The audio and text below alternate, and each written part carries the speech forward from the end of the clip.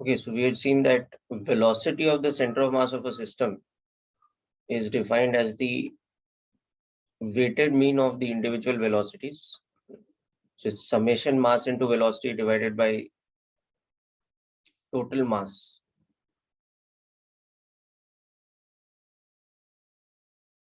Okay, so we can say,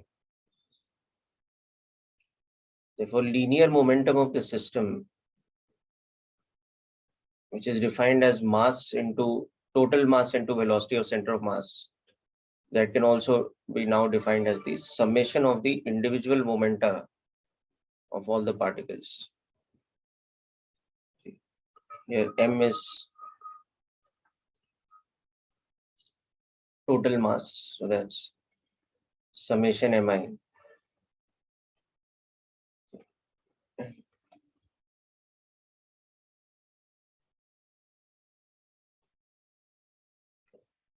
So this is how we define the momentum of a system of particles.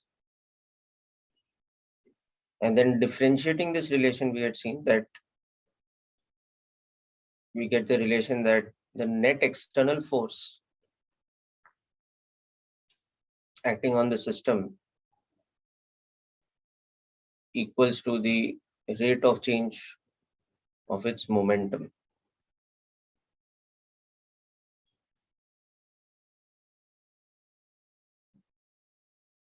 So internal forces do not affect the momentum of the system. They affect the they affect the momentum of individual particles in the system maybe, but they don't affect the overall momentum of the system or the velocity of the center of mass, because they cancel in action reaction pairs. So it is only the net external force which is responsible for any rate of change of momentum.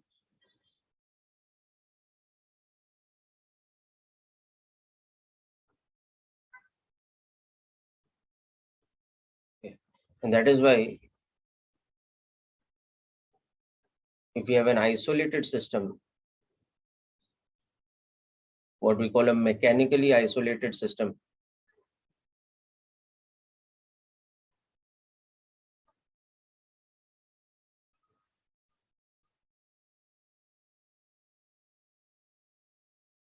external force is zero. So linear momentum is conserved. So velocity of the center of mass remains constant. So this was the conservation of linear momentum principle that we were discussing in the last lecture. So we'll continue to see more examples of that today.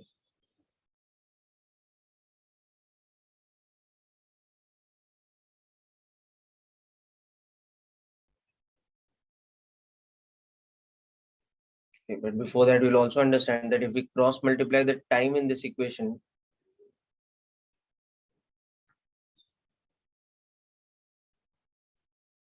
and integrate the net external force with respect to time,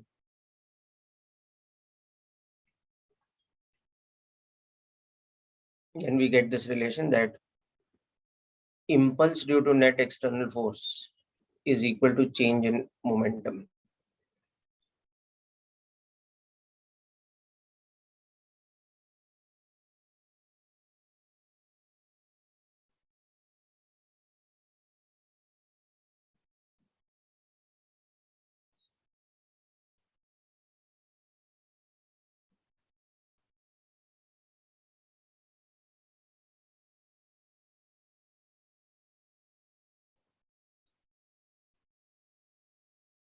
Force integrated over time.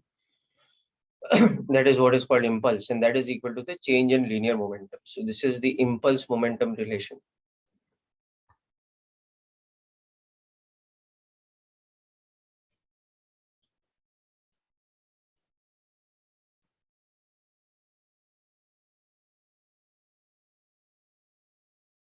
Exactly, Jitesh. If the external forces are acting in such a way that they cancel each other, so the net external force is zero, then the linear momentum will be conserved.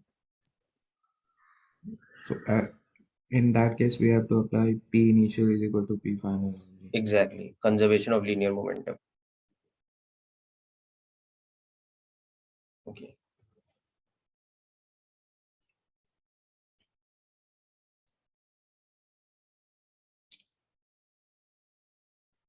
Okay, so let's look at some more examples with the application of these concepts.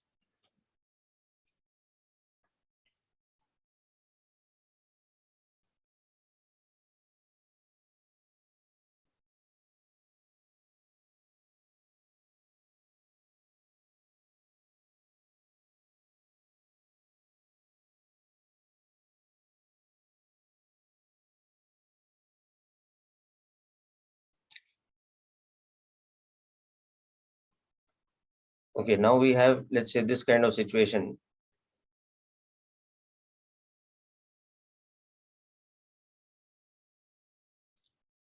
So this is a smooth horizontal surface.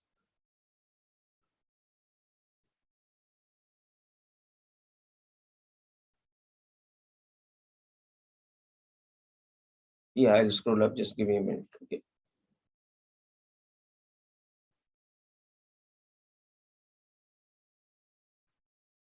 So on this, there's a person on roller skates.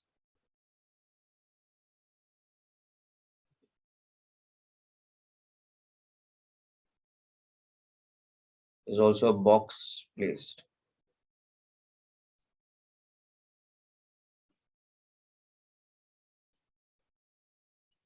So there are two people on roller skates.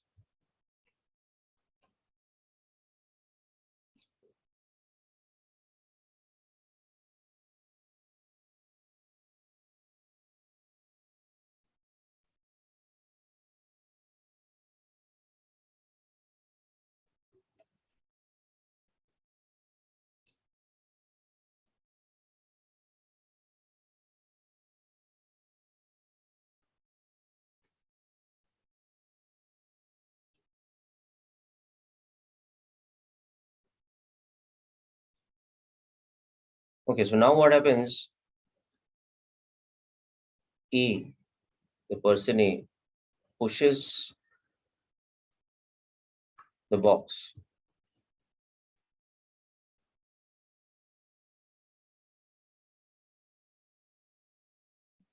towards B.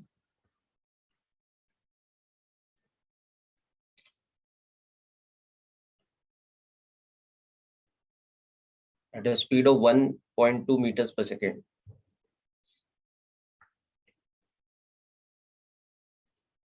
And then B holds on to the box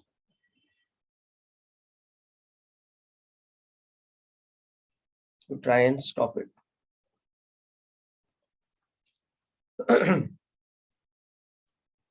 So find the velocity of A after he or she pushes the block.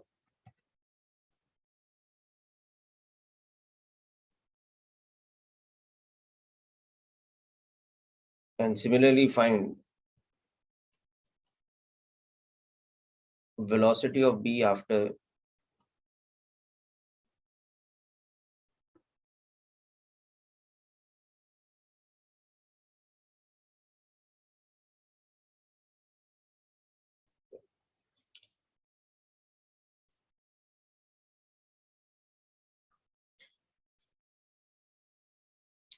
so we'll just take a moment to scroll up to the earlier section once, then we'll come back to this question.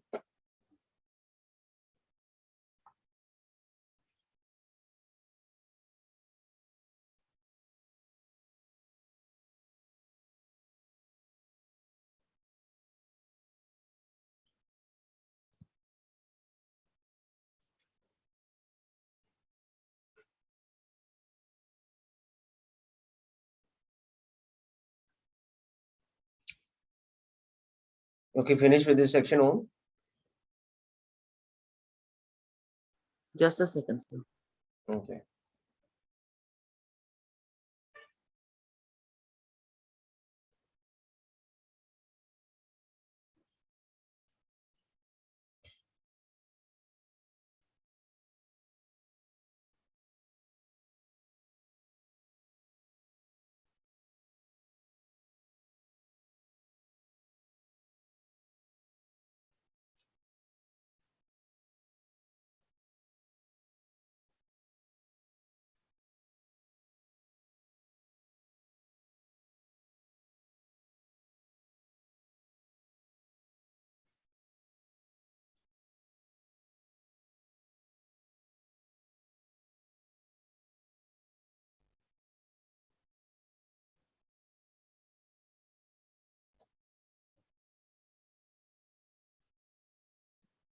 Scroll down.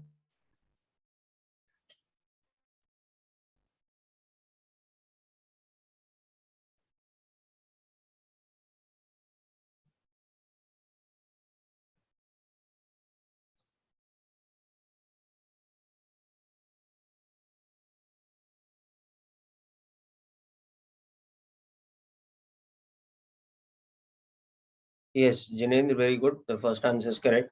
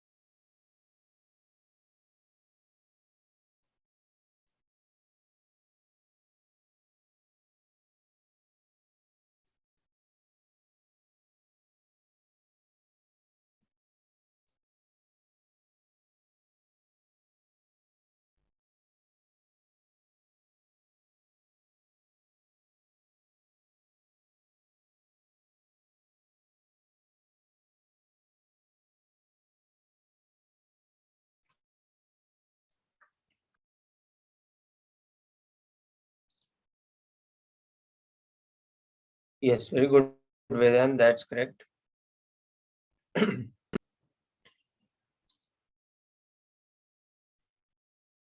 So for the first part, what we can see is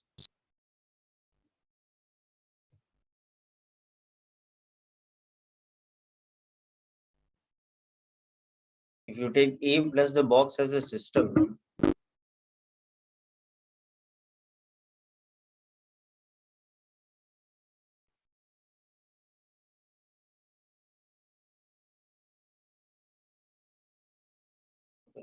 so initially both are at rest.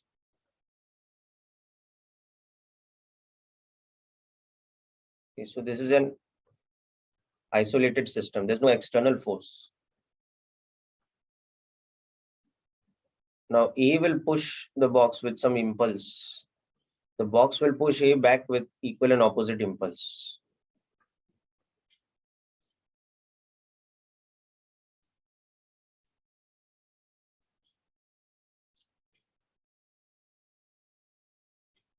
Or you can even visualize impulse as F delta T.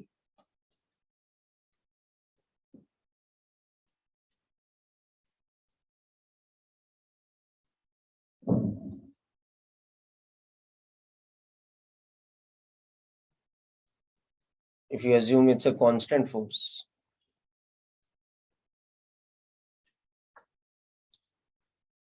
So equal and opposite impulse are acting on A and the box. Okay, so as a result of that,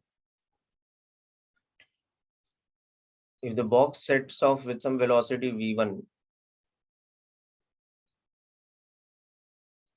then A will develop some opposite velocity v2, so that momentum of the system should remain zero.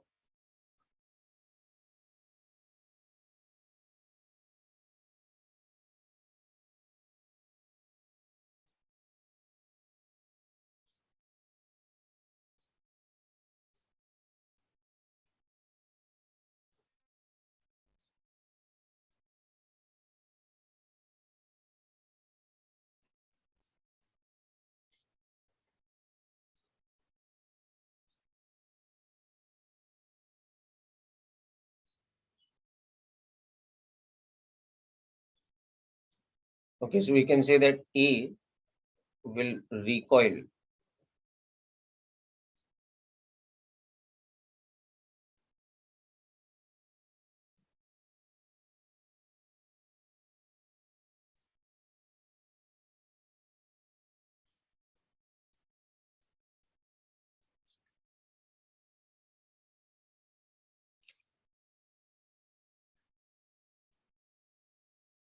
So now next thing, as the box is traveling,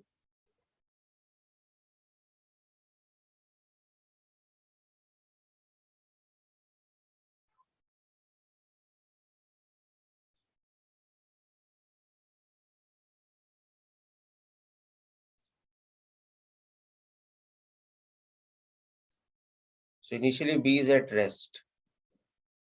Okay. Now as the box comes in contact with B, the box pushes B with a certain impulse. So B pushes back the box with that same impulse, equal and opposite impulse. And as a result of that, eventually B plus the box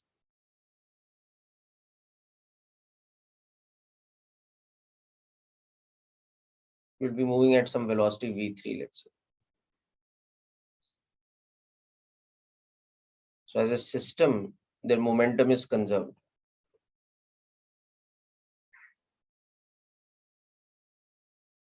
Okay.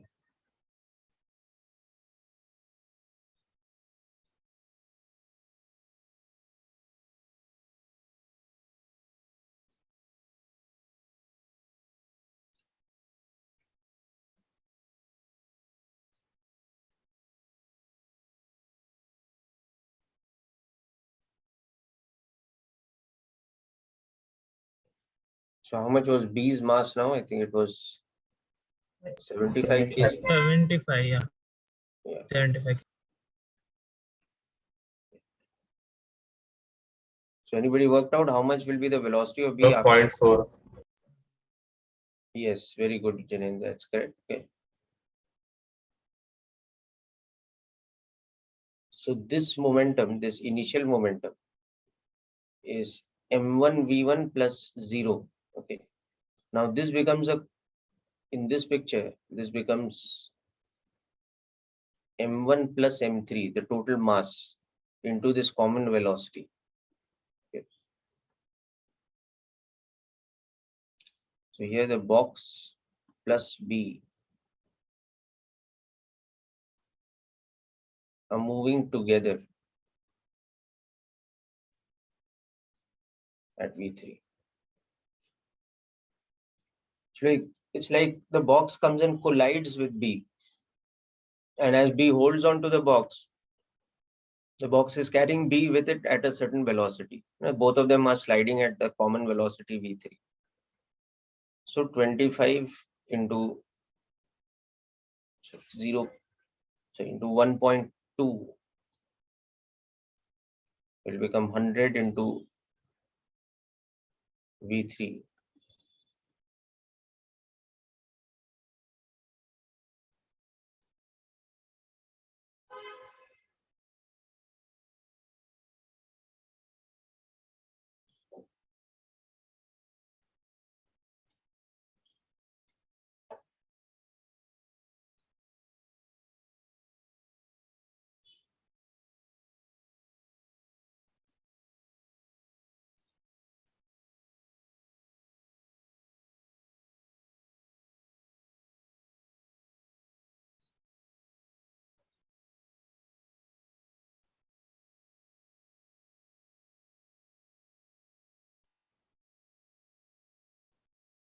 Sir, the question states that the B stops the box. So, like, B will be at rest, no?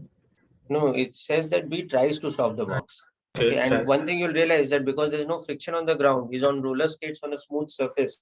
So he will not be able to bring the box to rest. As he tries to absorb the momentum of the box and bring it to rest by applying this impulse J prime, he himself starts moving. Understood now? Yes, sir. So without the external agent of friction, it will not be possible for B to actually bring the box to rest. In trying to bring it to rest, all B does is successfully, he slows down the box from 1.2 meters per second to 0.3 meters per second. But in the process, he and the box are now moving together.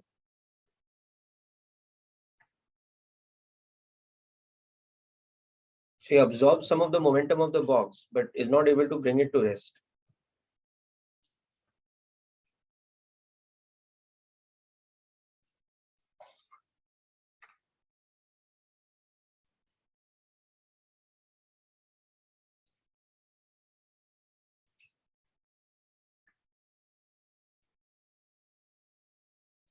The other thing is, with respect to B, the box has come to rest. The relative motion between B and the box is 0 now. Yes, yes.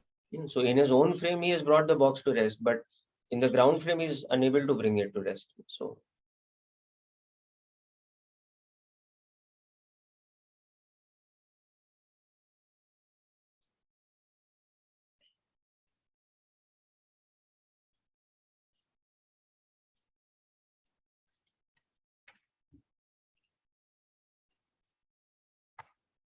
okay, let's see another example.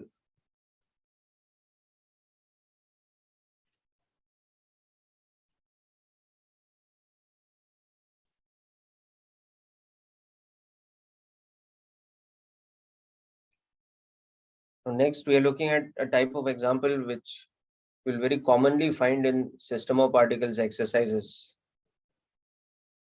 from any source like H.C. Verma, if you see, or you look at your module exercises.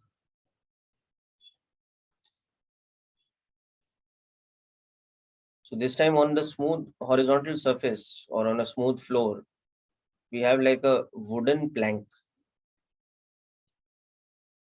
of a certain given mass and length.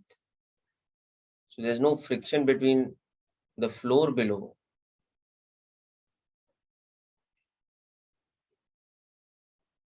and the wooden plank. Okay. Now on the plank at one end, there is a person standing. So let's say this is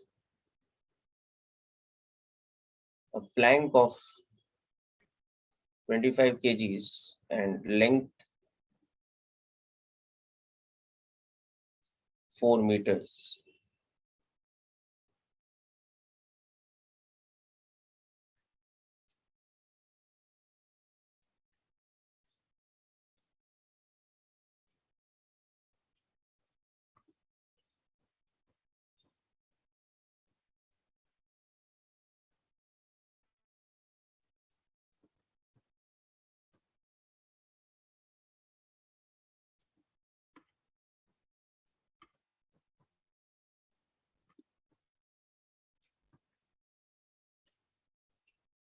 Whereas this is a person of 75 kg. Okay. So initially, the system is at rest. Okay. Now, at t equal to 0, the person starts walking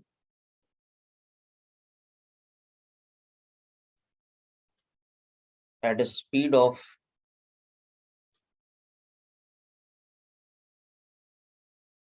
12 centimeters per second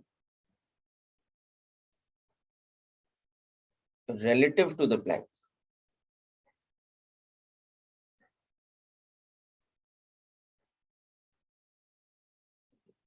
So first of all, find velocities of the plank and the person with respect to ground frame.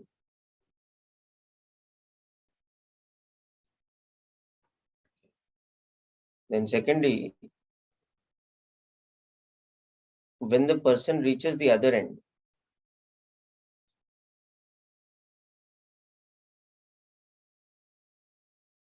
of the plank,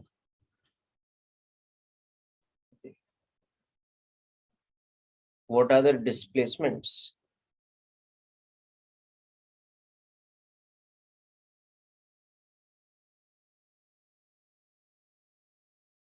of the person and the plank,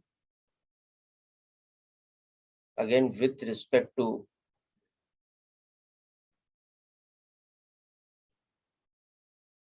ground frame.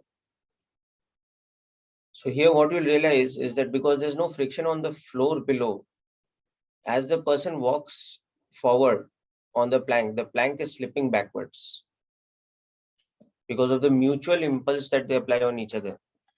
In order to gain that velocity in the forward direction, the person lunges forward by pushing the plank backwards. He's dragging his feet backwards on the plank, and through the agent of friction, is applying a backward impulse on the plank. So the plank is applying an equal and opposite forward impulse on him. Sir, So so because the of that person, impulse, the person gains a forward momentum and the plank develops a backward momentum. And because there's no friction on the ground below, so the plank will slide backwards. The moment the person starts moving forwards, the plank will be sliding backwards. Yes, sir, so person is not moving, but the plank is moving backward. That. both are moving better, but in opposite directions. Hmm. So what was the momentum of the system before the person starts walking? 0. 0, right? So for the whole system, the person plus the plank, what will be the momentum in the ground frame after he starts walking? Should remain 0, no? There's no external. No, sir. You know? Yes, sir.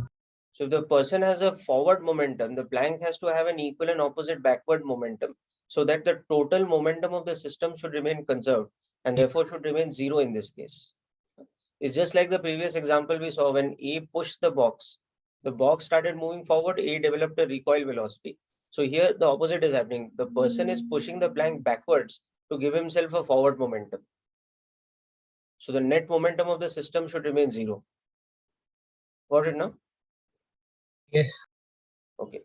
But now the thing you have to be careful with is that the information given to you is not the velocity of the person in ground frame, but it is given that the person is walking at a speed of 12 centimeters per second relative to the plank. Now, this is very important. So be careful how you interpret this statement, that the relative velocity of the person with respect to the plank is 12 centimeters per second.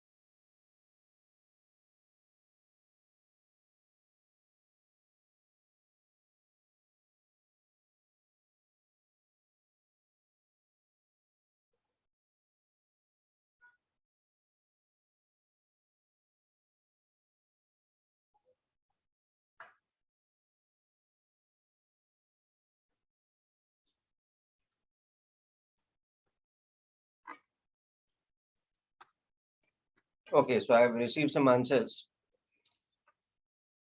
Let's understand.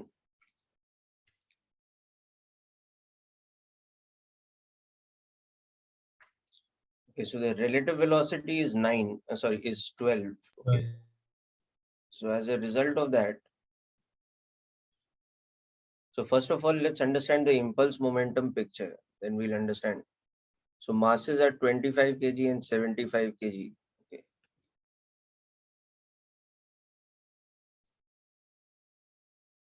Yes, Jinendra, your answers are correct.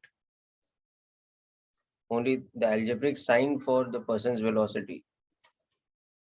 Oh no, sorry. The velocity answers are not correct. The displacement answers are correct. Anyhow, so let me. Okay. So initially this system is at rest. That means both of them are at rest. Okay. Now what will happen is that through friction, the person will apply a backward impulse on the floor, and the floor will end up applying an equal and opposite forward impulse on him. So the system's momentum, because it is isolated, so the momentum of the system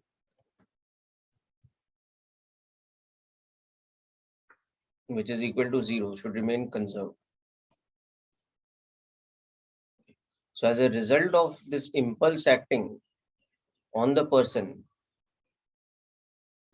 develops some forward velocity, let's say v1, and his mass is m1, and the Planck develops some backward velocity v2, let's say its mass is m2. So m1 v1 minus m2 v2 should remain 0. So v1 is to v2 should be m2 is to m1. So this should be 1 is to 3.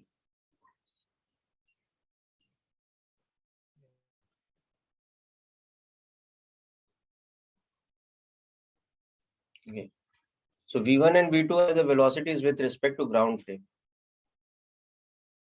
Yes, Vedant, your answer is correct.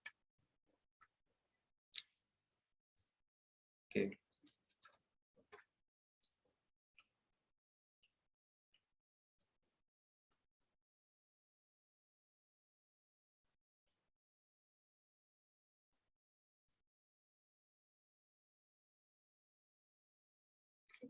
Now, given that the person's velocity relative to the Planck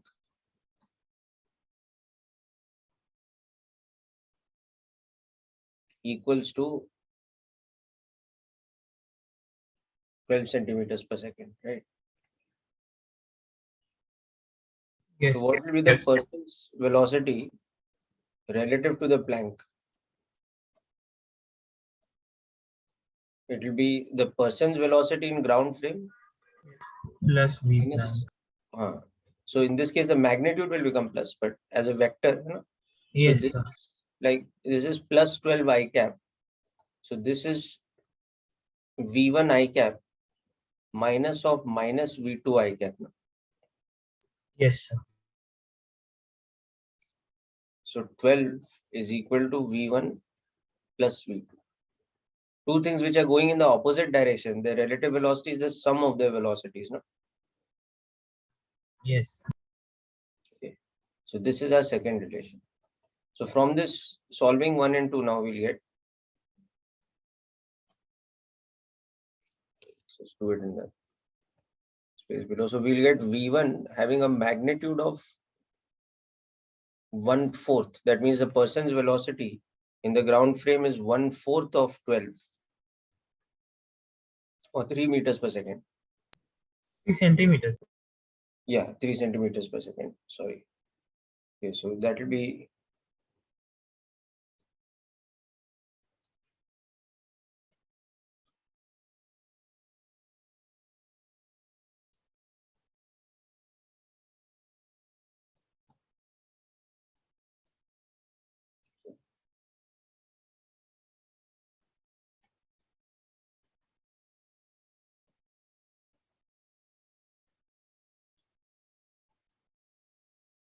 so the Planck will be sliding back at 9 centimeters per second.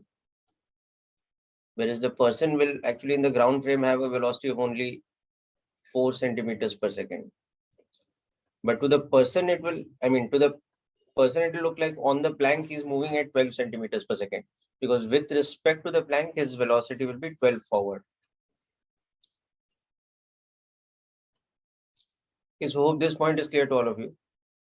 Yes. Okay.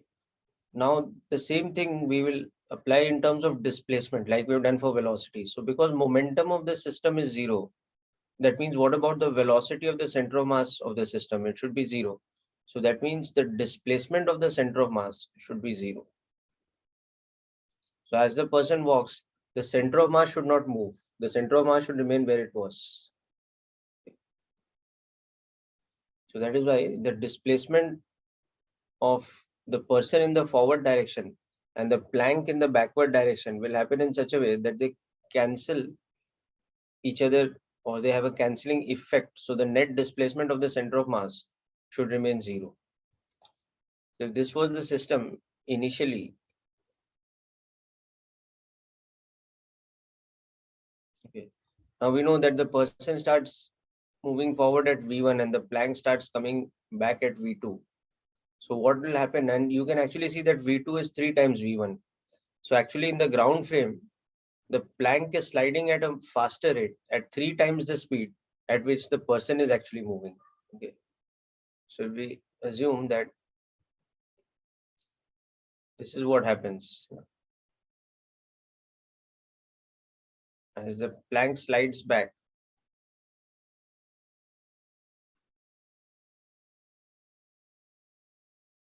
the person is moved by some displacement S1 and the plank has slid back by some displacement S2.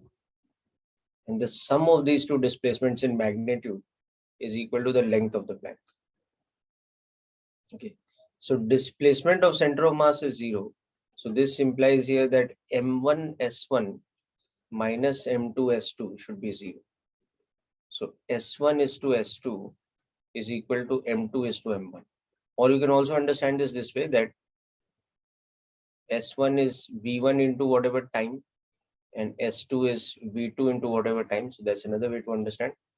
So S1 is to S2 is 1 is to 3. Yes. And now the relative displacement of the plank of the person with respect to the plank is equal to the length of the plank, right? So how much I had given the length of the plank? 4 meters. 4 meters. No? Okay. So in ground frame, what will be the person's displacement? It will be 1/4 of 4 meters, so 1 meter. Whereas the plank would have slipped back by how much? 3 meters. 3 meters. So the relative displacement of the person with respect to the plank. So S of the person with respect to the plank is plus of the length. So S of the person minus displacement of the plank should be equal to plus 4 meters. Okay, so now in my diagram, you can see S of the person is plus S1 with sign, but S of the plank is minus S2. So that should be equal to the length.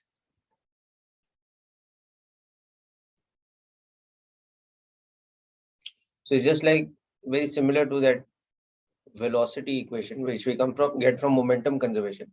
Now we get a relation between the displacements from the fact that because momentum of the system is 0, so displacement of the center of mass is 0. Because velocity of the center of mass remains 0, so displacement remains 0.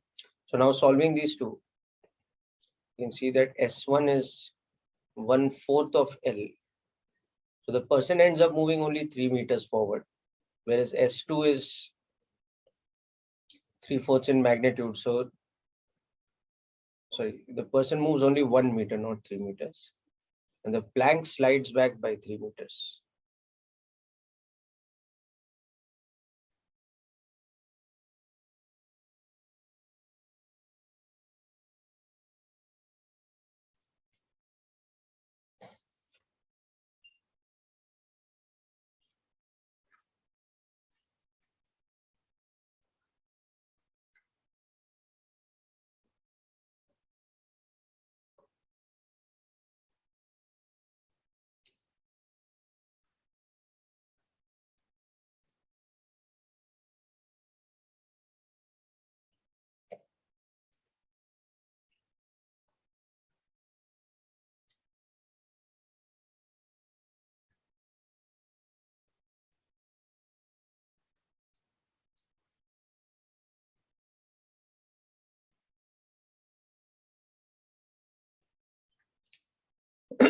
Okay, so hope this question is clear, people.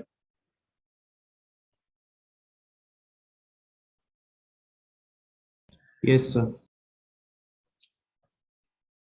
Okay, now the next. Sir, I want to see the question. Can you just Sorry, beta, Ananta, you want to? write the question? Can you give me a minute?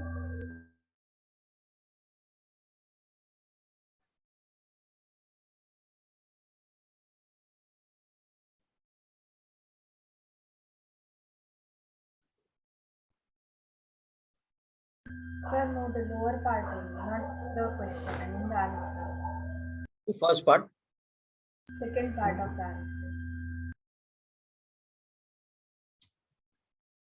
First part you finished? Yes, sir. Okay. Yes, this lower part. Thank you, sir.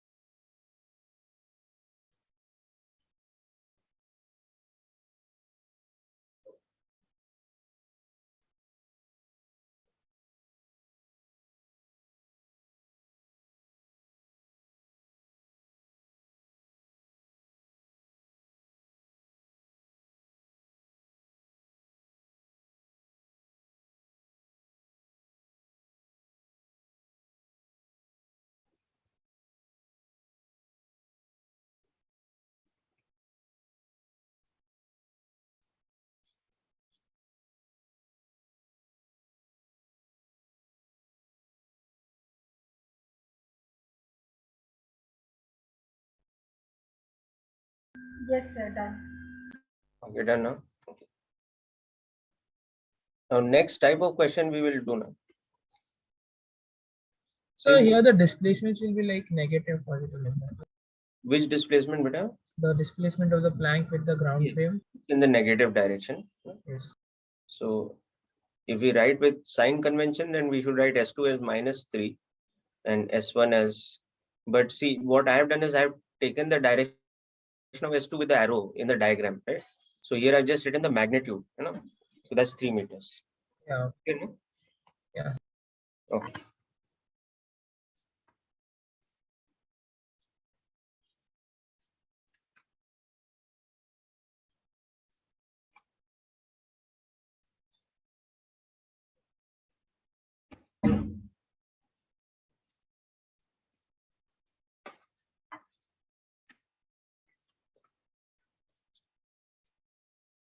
Okay, now the next question we will see is another version of this type of momentum conservation, but with one added aspect. Okay, we'll bring a spring into play.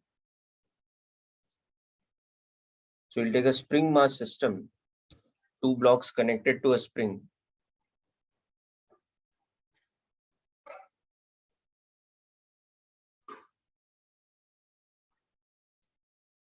So we have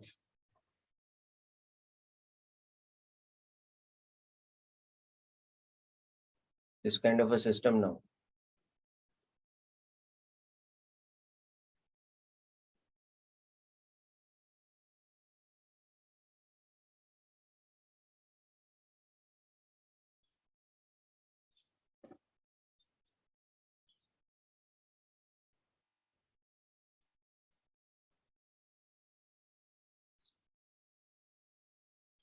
So this is a perfectly smooth surface. Okay, and this is an ideal spring of natural length L.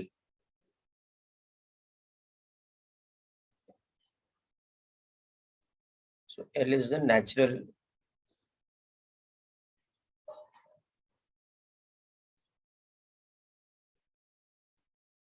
Okay, now given that spring constant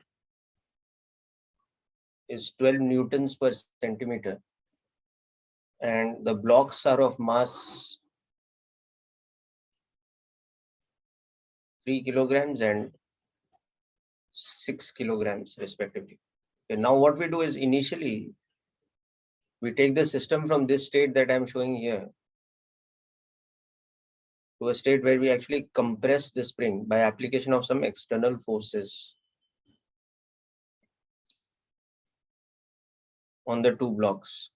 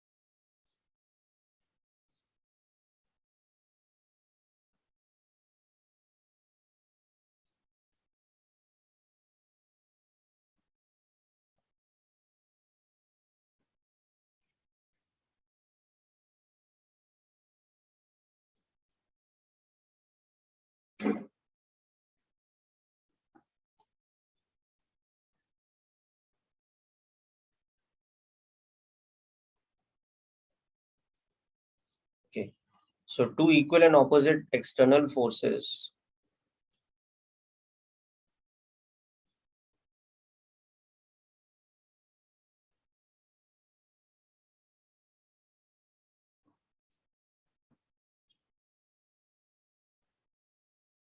of magnitude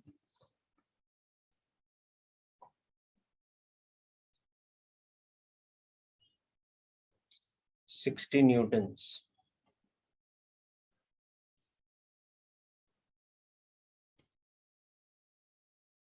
actually let's make it 6 newtons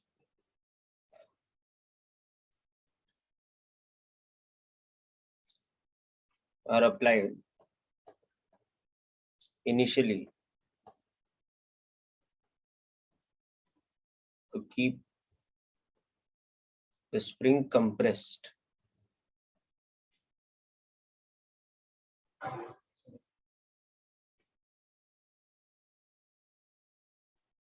Now at time t equal to 0, both the forces are withdrawn simultaneously.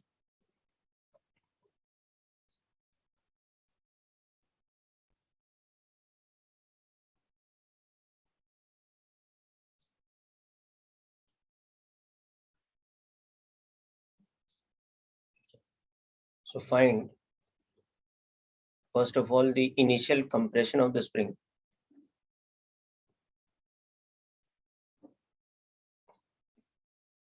Then the accelerations of the blocks just after t equal to 0 when forces are withdrawn.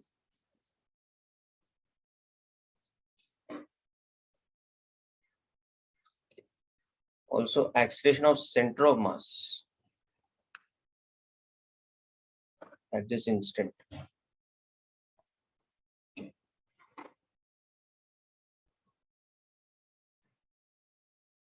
Then very important, we will find out the velocities of the block v1 and v2 at an instant when the spring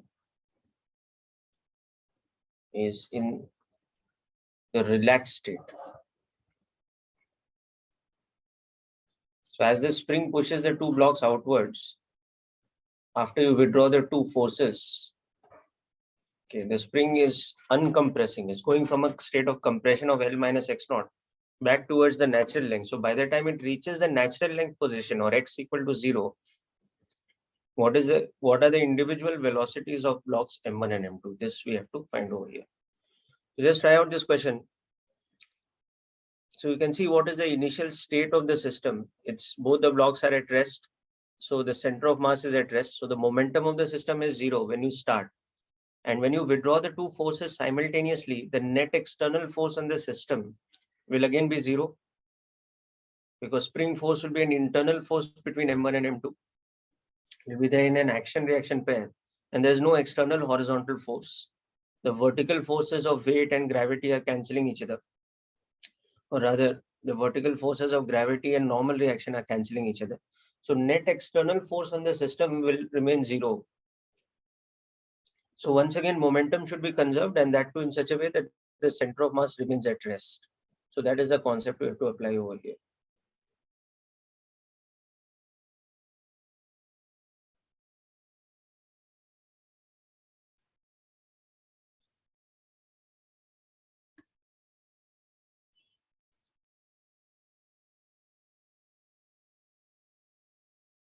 Yes, that's correct, Janine.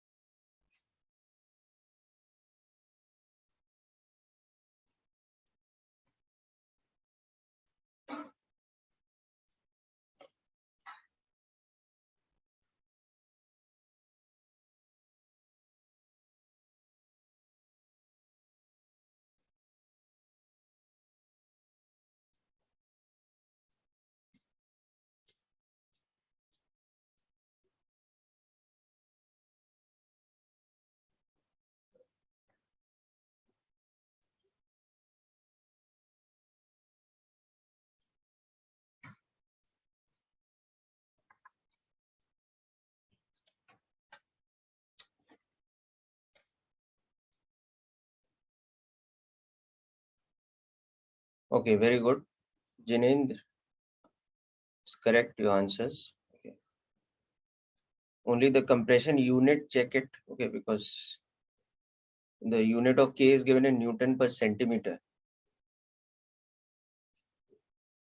So anyway, so when you see the initial free body diagram of each of the blocks, you'll understand how much the compression of the spring is. Because both the blocks are at rest, that means while we are applying the force, before we withdraw them simultaneously, both blocks are in equilibrium. So spring force balances F.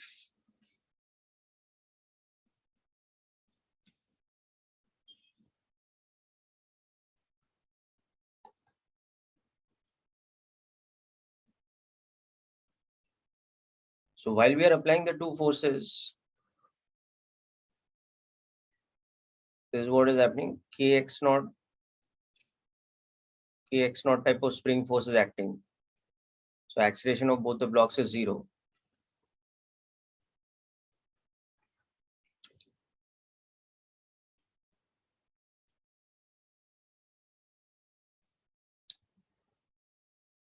So the force was 5 newtons, right?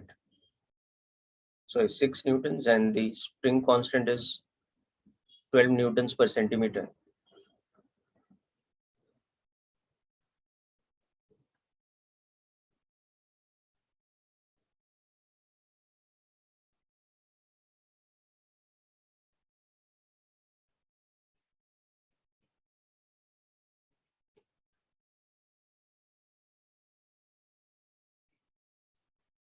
Okay, now the moment we withdraw the external forces,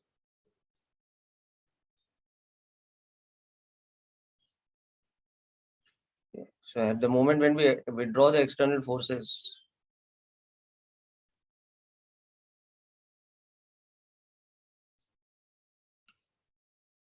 this is what the force picture is looking like.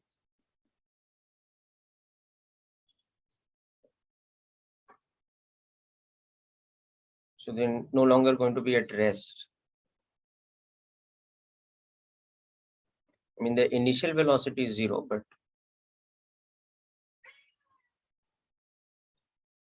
they develop these accelerations. Okay.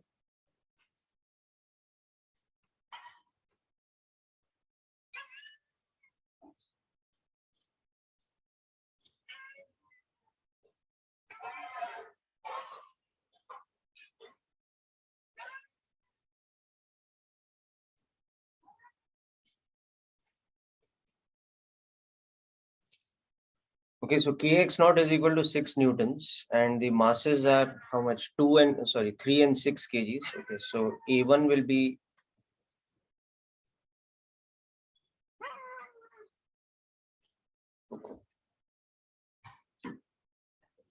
and E2 will be 1 meter per second square.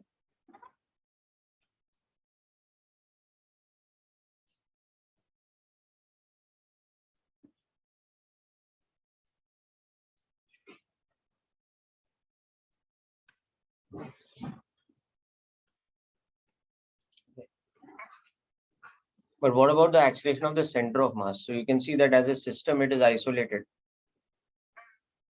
So net external force is 0.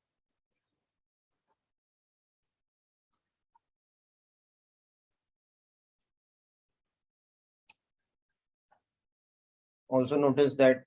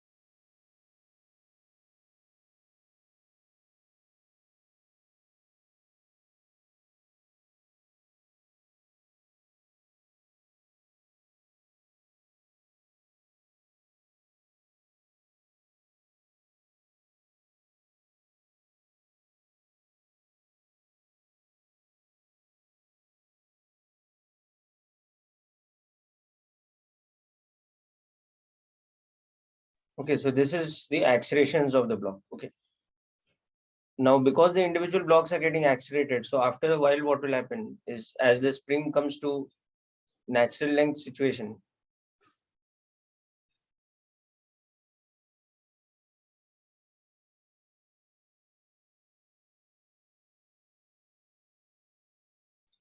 so by now, they've developed some speeds.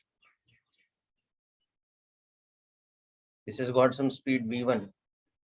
This has got some speed V2 because the spring has come back to its natural length. Whereas here the spring was at a compression of x naught. So if you look from here to here, what is happening? Because the acceleration of the center of mass is 0. So velocity of the center of mass remains 0. Momentum of the system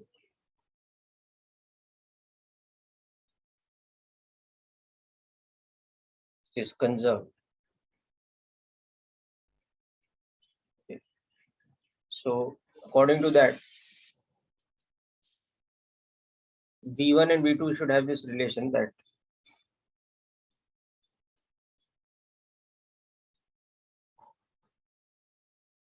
okay.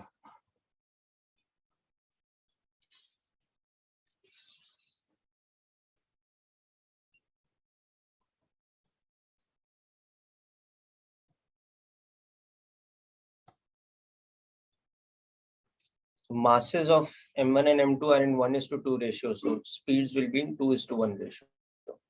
And in addition to that, we will also apply conservation of mechanical energy.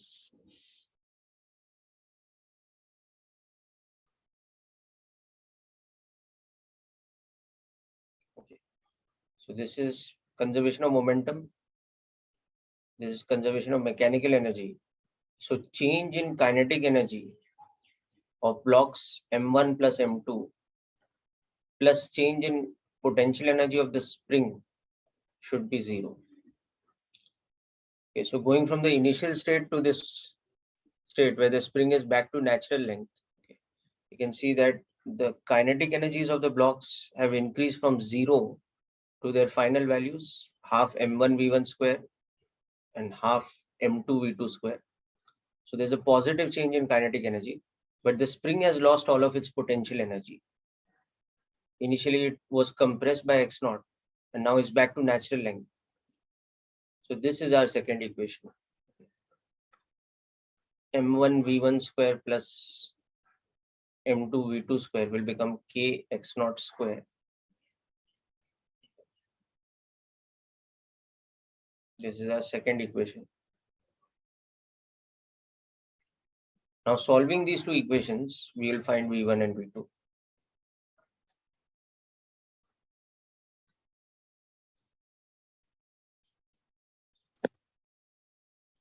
K was 12 newtons per centimeter. And M1 and M2 are given here. And x naught was half a centimeter. So Yes. instead of using this, we can also use kinematical equations, right? Because the M2 block will move x naught ka half, like the total compression is half distance, and u was 0, and final velocity we have to find. So we can put that relation over there, and we have the acceleration also. Which relation? Acha. V What square is do you equal to use u. as the acceleration? The acceleration A1 and A2 we have got, right? Okay, now one thing let me tell you. Are these A1 and A2 uniform accelerations? No, so Because see, it's because the force is coming from the spring, na? So this is only the initial acceleration when the spring's compression is x naught. Okay, but in general, the spring's compression will be changing na, from x naught to 0. yeah. So that is one problem. And the other thing is na, the individual displacements of the blocks will not be half of x naught.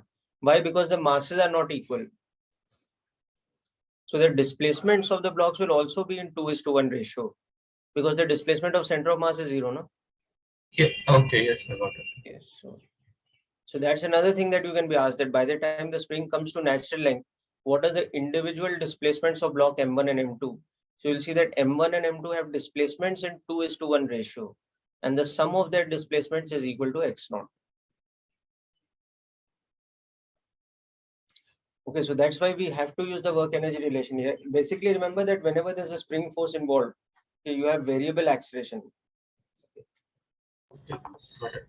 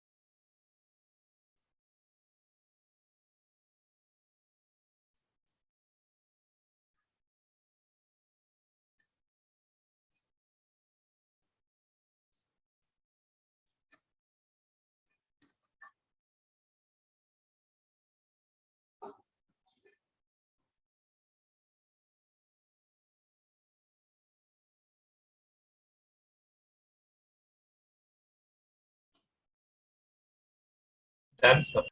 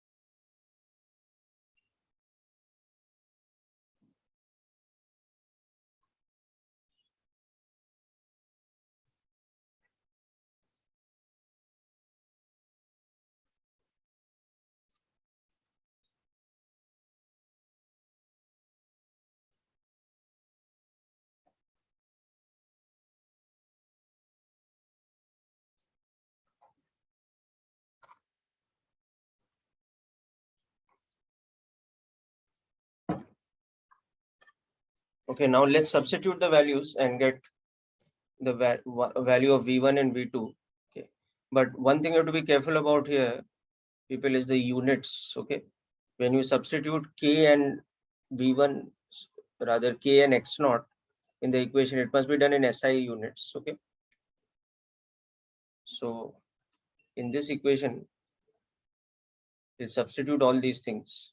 Okay, and also that M1 is 3 kg and M2 is 6 kg. Now, when you substitute K, it should be substituted in newtons per meter. Okay, so K is 1200 newtons per meter, and when you substitute X naught, it should be in meters again. So it is 5 into 10 raised power minus 3 meters. So 3V1 square plus 6V2 square is equal to 1200 into 5 into 10 raised power minus 3 whole square. Okay. And then you substitute from here that V2 is equal to V1 by 2 from equation 1. So we have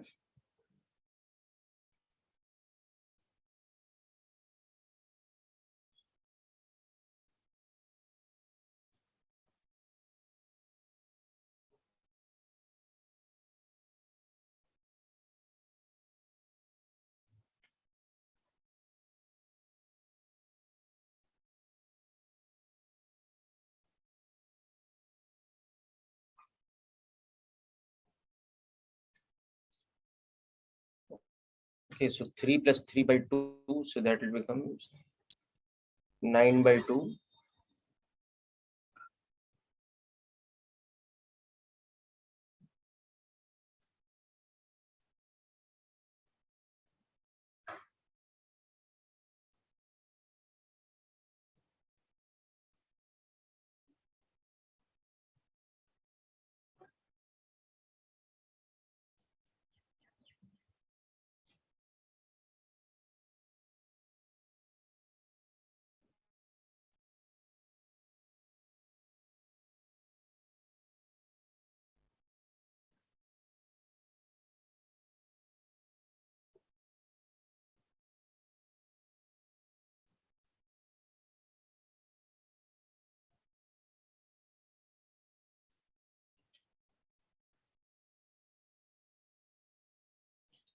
So these will be the individual velocities.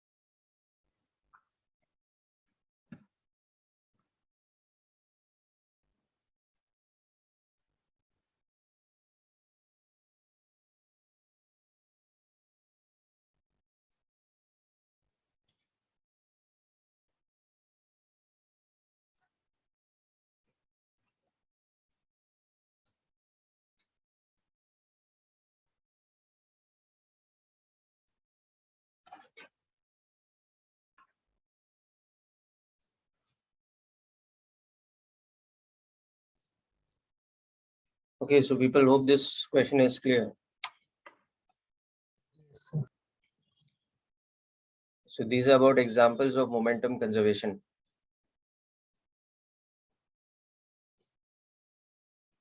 Now, before we move on to the next part of center of mass applications, okay, let's look at a revision question from calculation of position of center of mass today.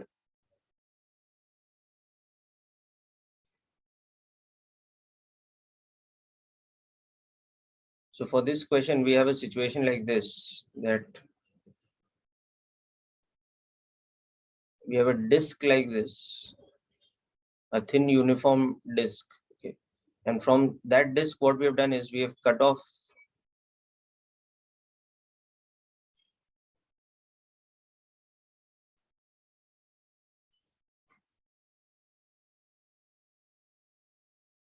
a round hole. Okay.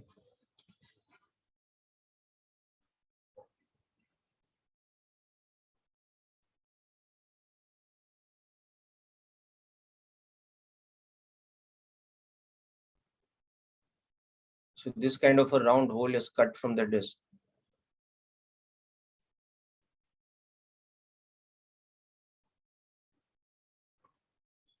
Such that this round hole's size is such that its radius is equal to half of the radius of the original disk. So this thing, the diameter of the round hole is equal to the radius of the larger disk. Okay. So this is a thin uniform disk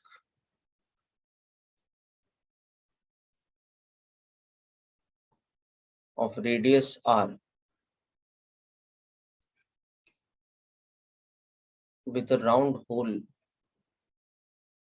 which itself is of radius r by 2. So find the position of the center of mass.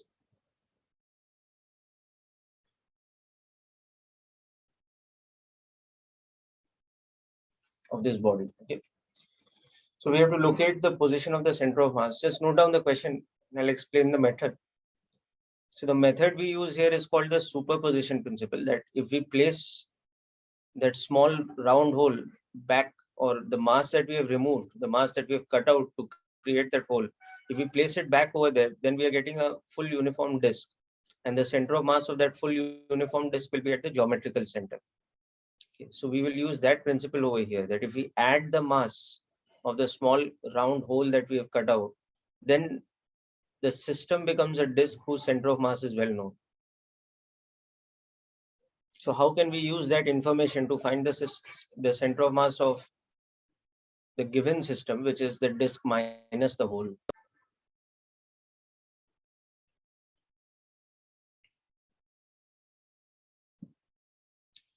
Okay, now logically you can understand that this system center of mass will lie somewhere on the x-axis. If you take the horizontal diameter as the x-axis, okay, and it will be somewhere on the negative side of the center of curvature.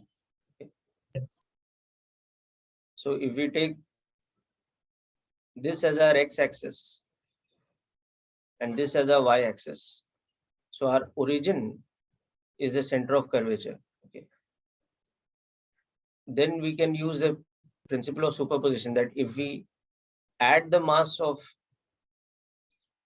the hole that we have cut out again, so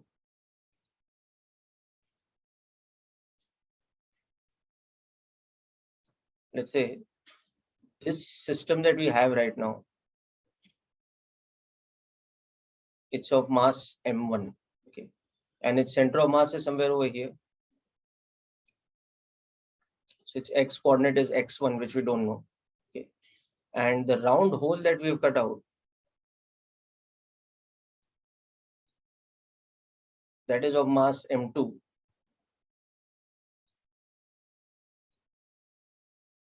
And where is the center of mass of this round hole?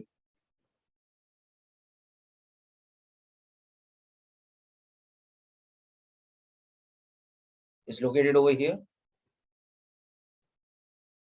So C2 has a coordinate of r/2, 0 on the xy plane.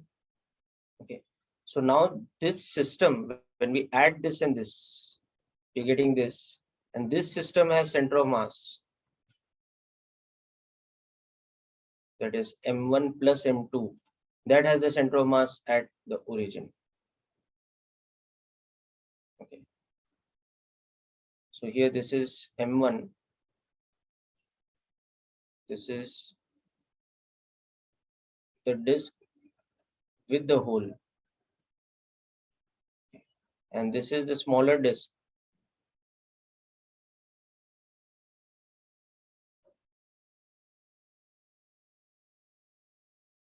Of radius r/2 we have cut out. Okay. So if we superimpose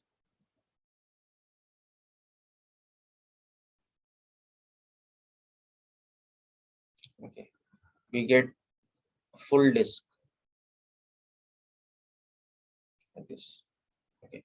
So if the full disk has mass m, then how much m1 is? 3/4 of m. And how much m2 will be? m/4, because mass will be in proportion to area. Okay. See, mass per unit area is m upon pi r square, suppose. Okay.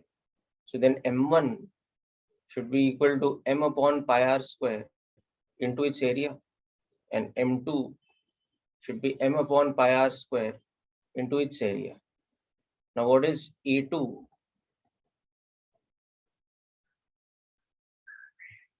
It's 1/4 of the area now. So this will become m/4. And what is E1?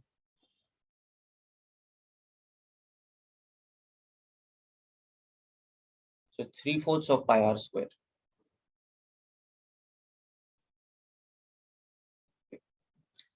So now here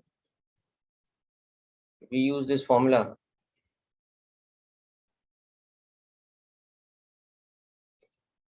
So 0 should be equal to 3/4 m into its x coordinate, which we don't know. Okay. This one is having a center of mass. We don't know. Okay. Plus m2 x2. Now this is having the center of mass at what point? r/2. So from this, what are we getting the value of x1 as? We're getting it as minus of r/6. The center of mass of that part is minus r/6, 0. So on the negative x-axis, at a distance of r/6 from the center, rather from the origin, which is the center of curvature of the original disk. Have you understood this principle, people? Yes, sir. So like we are just adding two different systems, knowing the center of masses of the final and either of the initials, right? Yeah, correct. So basically what we have here is we have a system with a hole whose center of mass we don't know. But if we add the mass back, the hole that we have cut, if we add that back, we know that where the center of mass is. And the hole itself is a simple thing. It's just a disk. So we know where that mass is, center of mass is. So this principle is called superposition. Okay. Superposition just means overlap. Overlapping of two events is called superposition. So if we superimpose the cut disk with the mass that we have cut out, then we get the original uncut disk whose mass and center of mass are known. So that is the principle of superposition. All right. So I will send you a list of questions from H.C. Verma and also basic exercise to solve using these principles that we have discussed so far. Okay. Next week, we'll start with the discussion of that. So that's it for today's session. People, wish you all the best. Have a nice day. Bye. Thank you, sir.